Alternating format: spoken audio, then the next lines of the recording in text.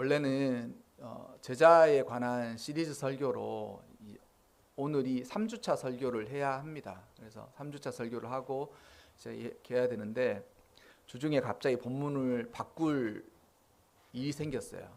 뭐 특별하다고 하기는 그렇지만 어쨌든 계획하고는 다르게 이 본문을 선택하게 됐고 이제 설교도 다른 설교 이 본문에 맞는 그 설교를 하게 됐습니다. 그 설교를 바꾼 이야기를 좀 말씀을 드려야 되겠죠. 그 목사라고 근심하지 않고 살지는 않습니다. 이게 여러분들도 제가 예전에 섬겼던 목사님도 목사도 사람 아니냐는 말을 자주 하셨거든요. 그게 좋은 의미일 수도 있고 나쁜 의미도 있지만 목사라고 근심과 걱정이 왜 없겠습니까? 그러니까 세상에서 살아가는 모든 사람들은 근심과 걱정을 하면서 살아가게 돼 있고 죽는 그 순간까지 근심과 걱정을 한다는 거. 예전에 돌아가시는 이제 임종을 얼마 안 놔둔 아주 나이가 많으신 권사님인데 그 임종을 얼마 안 놔두신 권사님이 자신의 장례식을 걱정을 하시는 거예요. 그러니까 이제 기가 막히죠. 죽으시면 천국 가시는 것도 알고 다 아시는 거예요. 그리고 믿음의 삶도 너무 잘 살아가셨기 때문에 뭐가 걱정이 있습니까? 그래서 권사님 괜찮으세요?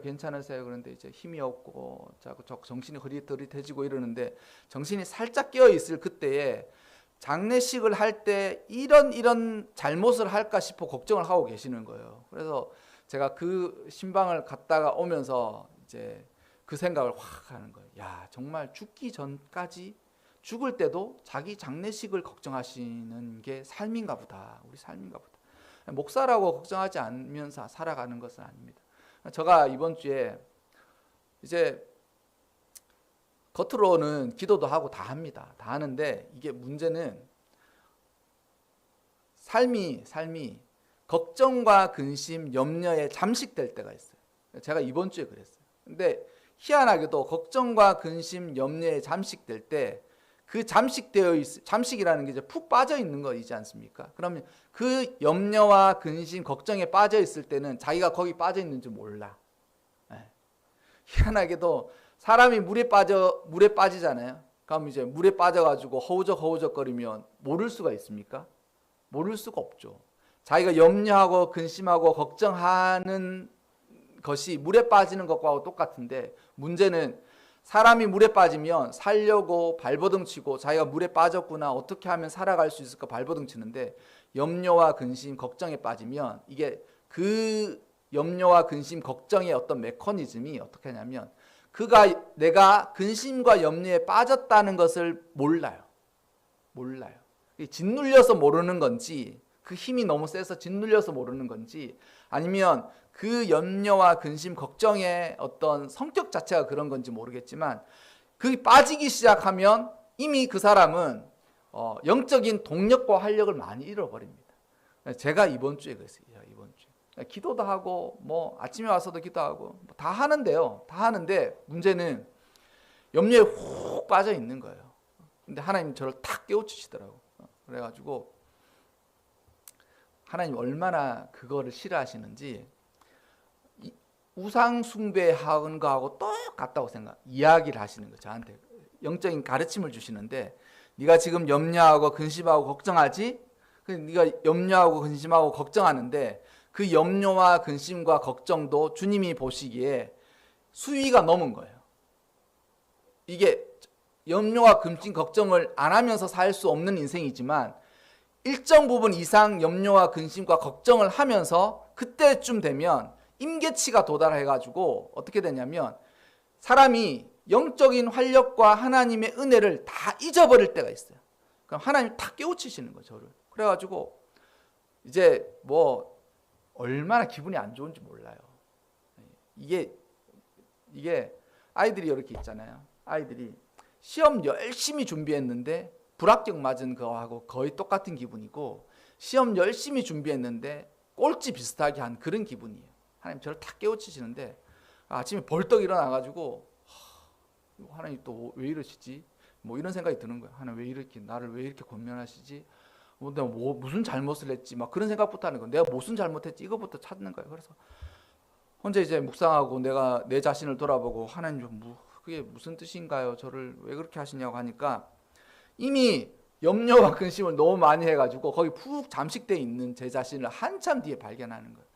그래서 너도 깨우칠 뿐만 아니라 너의 그 양떼의 무리들도 똑같이 깨우치라라고 말씀하시는 것 같아가지고 설교 준비 그 월요일날 본문 찾아놓고 화요일부터 준비했는데 그거 깡그리 다 제로로 다음 주야 이거는 라고 밀려놓고 이거 목요일날 아침에 말씀하셨거든요. 저한테 영적인 감동을 주셨거든요. 그래서 급히 찾아가지고 또 회개하고 말씀 주셔야 가르치죠. 그렇게 하는데 여러분 근심 걱정할 수 없는 인생을 사는 것은 맞습니다. 하지만 그 근심과 걱정이 하나님이 보실 때 임계치 참아줄 만한 그 수준이 넘어가면 하나님께서 어떤 생각을 가지시냐면 우상 숭배하는 그것과도 똑같은 하나님의 느낌이 있다는 거예요. 그래서 제가 하나님한테 그런 책망을 탁 받으니까 마음이 성적에 꽈락 받은 것 같은 거예요. 성적에 시험 치러 갔는데 시험에 불합격한 그런 느낌이고 시험 열심히 공부해 갔는데 시험 점수가 개판으로 나온 그런 기분인 거예요. 그런 기분인데 이것을 역으로 생각하자면 우리가 하나님의 자녀들이잖아요. 우리가 하나님의 백성들이지 않습니까? 근데 우리가 하나님의 백성들로 살아갈 때에 우리가 세상에서 그런 염려를 하고 그런 걱정에 푹 빠져서 허우적 하면서 살아가는 우리 모습을 주님이 보실 때는 아이고 저기 절에 가가지고 저렇게 절하고 있는 것하고 똑같은 이단에 빠져서 이단에 속해 있는 것과도 똑같은 그런 모습으로 우리를 보신다라는 것이죠. 하나님도 너무 기분이 안 좋으신 거예요.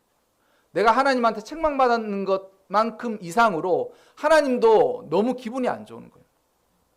주중에 우리 큰애가 운동회가 있는데 있지 않습니까? 운동회가 있는데 반개주로 나간다는 거예요. 그러니까 반개주로 나가니까 엄마랑 아빠랑 와서 보라는 거예요. 그래서 저는 그런 거 싫어하거든요. 저는 가고 싶지도 않고 그런데 애가 대표로 개주라고 하니까 그게 이제 이거 운동회 가면 그런 거지 그러는데 안 갈 수가 없잖아요. 딱 가가지고 있는데 처음에는 심드렁했어요. 막 컨디션도 너무 안 좋고 몸도 안 좋고 가기 귀찮고 그런데 이제 엄마는 너무 기쁜 마음으로 가슴이 두근두근 하다면서 가자면서 그러니까 또 안 가면 싸우잖아요. 안 가면 지금 하나님한테 책망도 받았는데 집에서 부부싸움하고 이러면 이제 난리가 나지 않겠습니까? 그래서 그래 이럴 때는 마음을 숙여야지 여보 가십시다. 그래서 모시고 차를 타고 쫙 갔어요.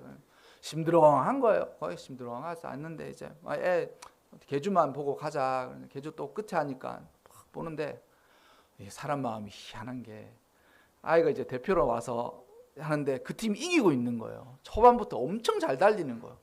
그러니까 이제 마음이 갑자기 그 기분이 확 좋아지면서 그래 이왕 뛸 것 같으면 애가 잘 뛰어서 1등을 하면 좋겠다는 생각이 드는 거예요. 근데 이게 엎치락뒤치락 하니까 갑자기 막 무슨 경기 보는 것 같이는 너무 신나는 거예요. 막. 근데 막 하는데 이제 우리 애가 뛰기 시작하는 거예요. 뛰는데 잘 뛰대요. 막 뛰어가지고 막 하는데 혼자서 소리를 막 지르고 있는 거예요. 내가 소리를.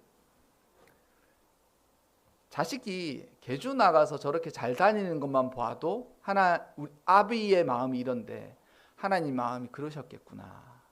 여러분 우리가 근심과 걱정의 그 스탠스 왜 근심과 걱정하냐면 믿음을 잃어버릴 때 근심과 걱정을 합니다. 물론 믿음이 있다고 해서 모든 근심과 염려가 다 사라지지 않아요. 제가 그 권사님의 예를 들었지 않습니까? 죽기 직전에 자기 죽고 나면 자기의 장례식에 이런 일이 일어날까봐 그 걱정을 하고 계시는 건데도 이건 삶에서 벗어날 수 없는 거구나. 그거는 우리가 받아들일 만한 거예요. 하지만 어느 순간 임계치가 넘어서 걱정 근심하고 있으면 그때 자신의 삶을 돌아보면 하나님을 믿는 믿음이 확 쪼그라들고 있는 거예요. 믿음이 쪼그라들고 있는 거예요. 그래서 베드로가 오늘 본문에 뭐라 그랬습니까? 너희 염려를 다 주께 맡기라. 여기 이거 명령이에요. 명령. 주께 맡기면 좋겠는데 청유가 아니에요. 권면이 아니에요. 너희 명령을 다 주께 맡기는 이 힘싸하는 이 일을 하지 못하면 너희가 평생 살면서 믿음으로 제대로 살지 못하는 만큼 염려하고 근심하고 전전긍긍하면서 살아가게 될 거야라는 거예요. 그래서 가만히 생각해 보니까 저도 그런 거예요. 아, 내가 믿음이 있다고 하지만 다 주께 맡기지 못한 이 믿음의 연약함 때문에 걱정과 근심을 다 짊어지고 있구나. 교회 개척해가지고 뭐 얼마나 걱정이 많겠습니까? 애들은 커가죠. 교회도 그렇죠. 뭐 다 걱정이에요. 저도 다 걱정이에요. 목사라고 걱정이 없는 것도 아니고 목사라고 걱정이 줄어드는 것도 아니고 다 걱정인 거예요. 근데 문제는 그런 근심과 염려를 주께 맡기는 일을 하고 있느냐 못하고 있느냐에 따라서 삶의 태도가 달라지는 것입니다. 그가 너희를 돌보심이라. 왜 맡겨라 그래요? 하나님이 너희를 돌보시고 있지 않냐는 거예요. 그 근거가 할렐루야. 너희 염려를 다 주께 맡겨라. 주께 염려를 다 맡기지 못하면 그거 네가 다 싸질머지고 자식의 걱정, 남편의 걱정, 삶의 걱정, 사업의 걱정, 모든 걱정을 네가 싸질머지고 짓다가 나중에 믿음으로 제대로 살아가지도 못하고 삶이 맞춰질 거야. 그러니 너희는 힘써 염려를 주께 맡기는, 이 명령이라 그랬습니다. 이거 명령이니까 이거 잘 못하면 반대로 이런 다른 일들이 생기는 거예요. 명령이니까 명령대로 안 하면 그 명령대로 안 되는 삶 가운데 일어난다는 거예요. 그래서 우리의 연명과 근심이 있을 때 주께서 나를 돌보시는 것에 대한 믿음을 새롭게 할 필요가 있습니다. 우리의 삶을 주께서 다 돌보세요. 그러니 나의 염려와 근심이 있을 때 주께 염려와 근심을 맡기는 이 일들을 힘써야 돼요. 힘써야. 주님, 저의 삶을 아시죠? 저의 삶을 주께 맡깁니다. 주님, 이러한 것 때문에 걱정하고 근심하고 염려합니다. 그래서 주께 맡기는 첫 번째 일의 기초는 뭐냐면 기도하는 것입니다. 희한하게도 근심과 걱정이 많으면 기도를 많이 할 것 같죠? 절대 그렇지 않습니다. 근심과 걱정이 많으면, 근심과 염려가 많으면 많을수록 그런 사람이 기도를 더 할 것 같죠? 그거하고는 전혀 달라요. 저 역시 예민하고 좀 걱정이 많은 편입니다. 저는 20대에 늘 불안해요. 삶이 늘 불안해. 삶이 늘 초조하고 불안하고 뭐 내 뜻대로 안 되는 건 너무 많고, 그러니까 늘 초조하고 불안한 거. 그러면 삶이 내 뜻대로 되지 않고 불안하고 초조하고 걱정이 많으면 기도를 많이 할 것 같지만 그거하고는 별개예요. 그래서 염려, 근심이 우리에게 찾아올 때 해야 할 것 중에 가장 먼저는 기도하는 것입니다. 어떻게 기도하느냐? 염려를 물리칠 만한 힘을 얻을 때까지는 기도해야 돼요. 최소한 거기까지는 기도해야 돼요. 내가 이 염려를 싸질머지고 있는데 이 싸질머지고 있는 이 염려를 내가 스스로 다 이걸 감당을 못할 정도가 되면 이미 그 염려에 잠식되어 푹 빠져 있거든요. 그러면 이게 빠져나와야 그래도 살 수 있을 거 아니에요. 염려에 빠져 있으면 물에 빠져 있는 거하고 똑같은데 물이 숨을 자유롭게는 못 쉬더라도 그 수면 위까지는 그래도 왔다 갔다 해야 살 수 있을 거 아니에요. 그러니까 염려와 근심이 여러분 삶에 찾아올 때 기도하세요. 무작정 기도하세요. 그 염려를 붙들고 기도하세요. 하나님, 제가 이 염려를 붙들고 지금 죽을 지경입니다. 그래서 이 염려를 붙들고 주님 앞에 나왔으니 기도할 수 있게 해요. 제자들이 예수님이 돌아가신다고 이야기를 듣고 감람산에서 가서 기도할 때 그들이 어떻다 그랬어요? 육신도 피곤하지만 영혼이 지쳐 있는 거예요. 그러니까 기도하라고 주님이 이야기를 다 하셨을 거 아니에요. 제자들은 반신반의했을 거거든요. 진짠가? 주님 돌아가시면 어떡하지? 근데 주님이 이야기하시는 거 보니까 사실이거든. 기도하려고 감람산에 가 있는데 육체도 피곤한데 그런 낙심이 확 밀려오니까 기도가 안 되는 거예요. 어떻게 했겠습니까? 거기 다 꾸벅꾸벅 졸고 앉았는 거예요. 꾸벅꾸벅 졸고 앉았는 거예요. 그렇게 되어 있으면 근심과 걱정은 물리칠 수가 없어요. 그러니 근심과 염려가 왔을 때 우리가 근심과 염려를 주께 맡길 수 있는 가장 첫 번째 힘은 기도하는 거예요. 근심을 딱 붙들고 내가 이 근심을 감당할 수 있을 때까지 기도하는 것입니다. 염려를 다 주께 맡기라. 주님이 우리 삶을 돌보십니다. 돌보시고 이모로 저모로 인도해 주세요. 그래서 염려와 근심과 걱정의 그 저변이 뭐냐면 믿음이 없는 거라 그랬잖아요. 믿음이 없는 거라 그랬는데 염려와 근심의 또 다른 저변의 한 축이 있는데 그게 뭐냐면 두려움이에요. 이렇게 하다가 어떻게 될까? 내 삶은 이렇게 살다가 어떻게 죽을까? 내가 기도하고 염려하고 근심하고 걱정하면서 살아갔던 이 삶이 어떻게 될까? 그 걱정 안에는 내 뜻대로 안 되면 어떡하지? 이런 생각. 내 뜻대로 안 되면 어떡하지? 내가 계획한 대로 안 풀리면 어떡하지? 내가 생각한 것 이상으로 아주 나빠지면 어떡하지? 그러니까 하나는 불신이고 하나는 두려움이에요. 그러니까 이 두 가지가 한꺼번에 작동하거든요. 믿음은 자꾸 사라지는 거예요. 하나님 정말 나를 도와주실 것 같지도 않고 인도해 주실 것 같지도 않고, 그런데 염려와 근심은 사방팔방에서 밀려오고, 그러니 너무 염려와 근심이 되는 것과 더불어서 두려움이 자꾸 커지는 거예요. 두려움이 커지는 거예요. 큰일 났다. 내 힘대로 될 수가 없겠다. 여러분, 사자가 그렇게 삼키는 거예요. 여러분, 초원에서 사자가 그 짐승들을 이렇게 잡아먹는 그런 다큐멘터리 보시지 않습니까? 처음에는 사자가 나를 향해 쫓아오잖아요. 그러면 죽을 똥살똥 뛰어가요. 그 먹잇감들이 죽을 똥살똥을 뛰어가는데 마지막에 탁 잡혀 먹을 그 순간에 그걸 잘 보셨습니까? 삶을 놔버려. 그러니까 처음에는 사자가 쫓아오는데 내가 사자보다도 빠를 수 있을 거라고 생각하고 막 쫓아가는 거예요. 근데 잡아먹히는 그 직전을 딱 보면 삶을 확 놔버려요. 뭐냐면 쫓아오다가 그 사자의 기세에 스스로 마음을 끝났다라는 하는 순간 잡아먹히는 거예요. 그래서 사자 목에 탁 잡혀있을 때 딱 보십시오. 끝났다라는 생각을 갖고 먹이가 그렇게 돼 있어요. 염려와 근심이 그렇게 무섭다는 거예요.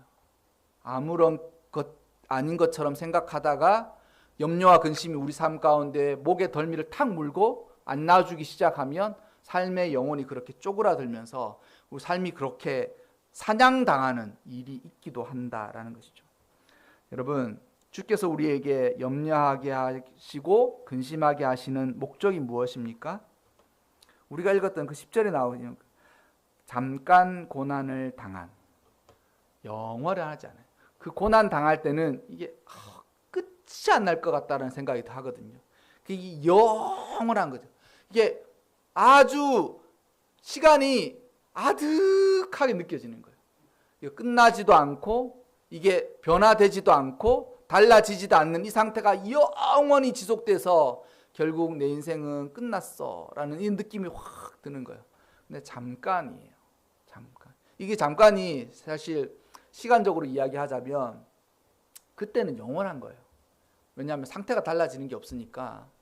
자식을 위해서 기도할 때 자식의 문제가 풀려지지도 않고, 남편을 위해서 기도할 때 남편의 믿음이 달라지지도 않고, 자신의 상황을 위해서 기도하는데도 자신의 상황이 예배 한번 드리고 간다고 그 다음날 아니면 그 다음날 상황이 확 달라지지 않지 않습니까? 그러니 설교 들어도 그때는 믿음이 있는 것 같은데 달라진 것도 없고 너무 힘들어 이렇게 생각하는 거예요. 근데 여러분, 지나고 나서 보면 다 잠깐이에요. 이게 희한한 거예요. 그거를 무사히 통과해서 지나가고 나면 그거 잠깐인 거예요. 시집 가서 김장을 30번만 하면 며느리가 들어오거든요. 시집 가가지고 김장 30번만 하면 후임병이 들어오는 거예요. 그러면 이제 그때까지 내가 당한 거 다 다시 돌려줄 수 있어요. 시어머니, 혹독한 시어머니 만났으면 당한 거 30년 배웠는데 그거 못하겠어요? 할 수 있는 거예요. 30번. 여러분, 인생이 그렇습니다. 인생이. 여러분, 고난 가운데 혹시라도 있어서 염려하고 근심하는 중에 계십니까? 그거를 통과해서 무사히 지나가고 나면 그거 다 잠깐인 거예요. 느낌이. 그때는 영원한 것 같지만. 근데 하나님께서 왜 우리를 이렇게 고난 가운데 근심하게 하시느냐? 근심을 안 주시지 않아요. 왜 주시느냐? 주신다는 거예요. 나중에 알고 보면 그것도 나 때문에 주신 거예요. 그 염려, 그 걱정, 그 그런 것들 다 나 때문에 주신 거예요. 왜 주셨느냐? 너희를 친히 하나님께서 직접, 하나님께서 아주 엄격하고 친밀하고 생각하고 너에게 딱 맞추어서 친히 온전하게 하시며 그것 때문에 그가 믿음으로 살고 주님 앞에 엎드리고 기도하고 그리고 하나님을 찾게 되는 거예요. 온전하게 하신다는 거예요. 균형이 안 맞아져 있는 것은 균형을 맞추고, 그리고 한쪽으로 치우쳐져 있는 것을 한쪽으로 치우쳐져 있는 것을 깨닫게 하시고. 여러분, 고난과 염려와 근심이 없었은들 우리가 성화의 삶을 살 수 있겠습니까? 주님 그렇게 찾을까요? 저도 안 찾아요. 저도 최근에 저희 아내가 모교로 있었던, 저희 아내는 저희 그 교회에서 유아 세례를, 그 교회에서 태어나서 유아 세례를 받고 시집 올 때까지 저 그 교회를 계속 다니고, 시집 와서는 이제 제 교회를 따라서 다니죠. 근데 이제 담임 목사님이 오셨다는 거예요. 새로운 담임 목사님이. 새로운 담임 목사님이 저보다 한 살이 적으시다는 거예요. 네. 새로운 담임 목사님 한 살이 적다는 거. 좋겠다 싶은 거예요. 그 담임 목사님 너무 좋겠다 싶은 거예요. 나는 개척해가지고 나는 직살나게 고생하고 있는데 그 목사님 정말 축복이다, 그런 생각이 드는 거예요. 얼마나 좋을까. 아내한테 농담삼아 그랬어요. 그 목사님 너무 부러운데 그 목사님 얼마나 좋겠냐. 집도 나오고 차도 나오고 다 나올 텐데 너무 좋겠다, 이렇게 얘기하는 거예요. 친히 그거는 그분의 몫이고, 친히 나의 몫은 여기다 두시는 거예요. 친히 온전하게 하신다는 거예요. 하나님께서 한 사람 한 사람 정확하게 딱 맞추어서 그 고난과 염려와 근심을 딱 갖게 하시고, 그 고난과 염려와 근심으로 주를 찾게 하시고 주께 기도하게 하셔서 너희를 온전하게 하시는 하나님의 섭리가 거기 있는 줄 믿으시기를 바랍니다. 또한 온전하게 하실 뿐만 아니라 굳건하게 하신다. 굳건하게 하신다. 이게 뭐냐면 흔들림이 없게 하신다는 거예요. 흔들림이 없게 하신다는 거예요. 보면 뒤에 보면 강하게 하시기도 하고 털을 견고하게 하신다라고 되어 있는데, 사실 여기 굳건하게 한다는 단어 안에 같이 들어있는 말입니다. 그럼 왜 여러 번 쓰느냐? 그만큼 중요하게 흔들림이 없어요. 여러분, 믿음 생활하면서 저 제일 싫어하는 사람들 중에 하나가 그런 사람입니다. 신의가 없는 사람. 제가 몰랐는데 나이가 들고 딱 보니까 사람이 한번 말을 했는데 그 말에 신의가 없는 사람, 그리고 그 사람이 이걸 하겠다라고 했는데 그거를 안 하는 사람, 그러니까 신의가 없는 사람 제가 극도로 싫어하는 거예요. 예전에는 몰랐는데 나이가 드니까 그런 것 같아요. 그러니까 신의가 없는 사람이 그렇게 싫은 거예요. 그러니까 왜 신의가 없냐? 그 사람 마음을 살짝 보니까 마음이 흔들려. 누가 그거 이런 거 아니야? 그럼 그래? 마음이 그런 거예요. 그거 그런 거 아니야. 그러면 그래? 요즘 최근에 주식해가지고 지금 뭐 난리가 났지 않습니까? 최근에 주식한 사람들은 40%씩 손해를 봤다고 그러더라고요. 주식을 안 해서 모르겠지만 뉴스가 그렇게 나와요. 그러니까 왜 그 사람들이 왜 주식했겠습니까? 주식으로 지금 돈을 번다는 이야기가 듣고 거기 뛰어든 거예요. 근데 희한하게도 한참 뛰어들어서 주가가 올라가는 것 같다 싶은데 갑자기 뭐 전쟁이 터지고 난리가 나면서 팍팍팍팍 떨어지는 거 아니에요. 팍팍팍 떨어지는 거예요. 제가 예언 하나 할까요? 지금 그 사람들이 기로에 서 있을 거예요. 기로에 서 있는데 사람들의 소리가 다 진리로 들리는 거예요. 지금 팔고 탈출해야 돼. 더 떨어진대. 사람들이 그럼 팔까? 40% 지금 1억 넣으면 4천만 원이 다 날아가 버리고 6천만 원 남는데 4천만 원이 빚으로 났는데 그렇게 할까? 아니야. 주식은 언젠가는 오르게 돼 있어. 그러면 이럴까? 근데 문제는 그 사람의 마음의 중심이 어떠냐는 거야. 흔들려. 뭐 조금 이런 일이 있으면 안 되겠어. 뭐 조금 이런 일이 믿음이 없는 것도 문제지만 없는 것만큼 큰 일이 뭐냐면 흔들리는 거예요. 그래서 우리를 하나님께서 언제까지 근심과 염려에서 우리를 염려에 두시느냐? 흔들림 없이 거기를 아주 태산과도 같이 흔들림 없는 상태가 될 때까지 하나님께서 자꾸 염려를 주세요. 그리고 어느 정도 이 훈련과 균형을 잡아가는 일이 있잖아요. 그러면 근심은 그냥 넘어갑니다. 그 뭐냐면 많이 해보잖아요. 이것도 충분히 넘어갈 수 있어. 충분히 넘어갈 수 있어. 저희 하나만 더 말씀을 드리면, 저희 막내 바로 밑에 여동생이 1살 차이거든요, 저보다. 근데 바로 밑에 여동생이 그러니까 40이 돼서 결혼을 했어요. 40이 돼서 제가 41 되던 그 해에 결혼을 하는데, 결혼해서 한 2, 3년 있으니까 오빠 나 아기 가져야 될 것 같다고 그러는 거예요. 처음에는 결혼을 못하면 어떡하지라는 생각에 너무 걱정이 많았어요. 왜냐하면 가족을 위해서 그 아이가 평생을 희생하면서 살아가지고 40살이 됐는데 결혼을 못하면 어떡하지, 너무 걱정이 되는 거예요. 오빠 마음으로. 그래서 제가 그때 기도했어요. 그래서 하나님, 아이를 위해서 기도하는데 이게 넘어가지 못할 산 같은 거예요. 이게 나이는 40인데 누가 노처녀도 저렇게 시집을 못 보낼 것 같은 거예요. 근데 마음에 그때 하나님이 기도를 하는데, 처음에 기도를 하는데 마음이 그 산을 못 넘어갈 것 같은 거예요. 아무도 저 아이를 데려갈 배필감이 없을 것 같은 거예요. 그리고 배필감이 있어도 돌싱이나 데리고 올 것 같은 그런 두려움이 확 밀려오는 거예요. 그 데려오면 제가 어떻게 반대하겠습니까? 오빠인데 나 지금 이 사람 돌싱이라도 괜찮고 애가 있어도 괜찮나, 시집 가고 싶다고 주장하면, 그래 너 어떻게 그런 말 못해요 제가. 왜냐하면 가족을 위해서 평생을, 그러니까 아이가 23살 때부터 월급 받아서 그 돈으로 가족들 건사하고, 또 오빠의 직접적인 뒷바라지는 아니지만 간접적으로 그 뒷바라지를 평생 하면서 자기는 아무런 취미도 없고 막 그랬는데 못 넘어갈 것 같은 거예요. 제 생각에 그걸 못 넘어갈 것 같은 거예요. 그래서 제가 근심이 있는데 하나님 저한테 그렇게 하시는 거예요. 넘어갈 것 같냐? 그래요. 넘어갈 것 같냐? 그래요. 근데 기도하는데 제 마음이 못 넘어갈 것 같아. 못 넘어갈 것 같아. 이거를 하나님 진짜 근심과 염려에 눌려서 기도도 안 될 뿐만 아니라 못할 것 같습니다. 그러는데 그 아이를 위해 기도하지 말고 네 믿음을 위해서 먼저 기도하라는 거야. 그래서 따라했죠. 하나님께서 시키는 대로 순종했습니다. 하나님 진짜 기도는 아이의 결혼을 위해서 기도하지만 기도하는 나의 마음은 믿음이 없는 저를 불쌍히 여겨가지고 믿음을 달라고 해서 근데 한 6개월 정도 기도를 하니까 믿음이 생기는 거야. 그리고 그 해 다음 해에 아이가 결혼했어요. 아무도 아멘 할 일이 없겠지만 저는 할렐루야였습니다.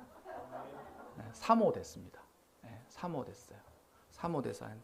근데 그 아이가 한 3년 있다가 이번에는 오빠가 목사니까 오빠 나도 3호지만 아이를 갖고 싶다는 거예요. 아이를. 근데 야 결혼도 그렇게 했는데 야 욕심이 좀 과하지 않냐, 그런 말을 못해. 못해.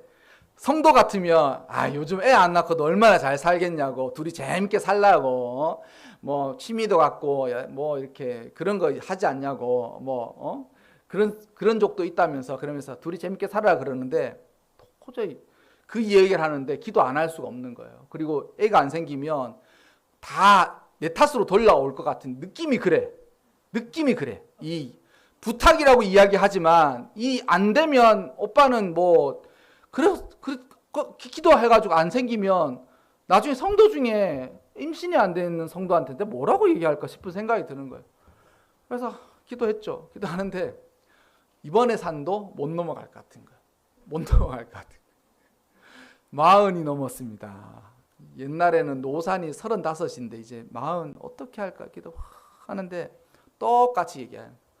넘어갈 것 같냐 그러시더라고. 이 산을 넘어갈 것 같냐. 그런데 하나님 넘어갈 수가 없죠. 넘어가기가 어려울 것 같습니다. 그런데 그 이전의 걸 이야기하시는 거예요. 이전에는 어떻냐. 그러니까 못 넘어갈 것 같은 산인데 그 파도를 넘어서 갔습니다. 근데 이번에 다가오는 파도는 못 넘어갈 것 같습니다. 그러니까 너를 위해 다시 기도하라는 거예요.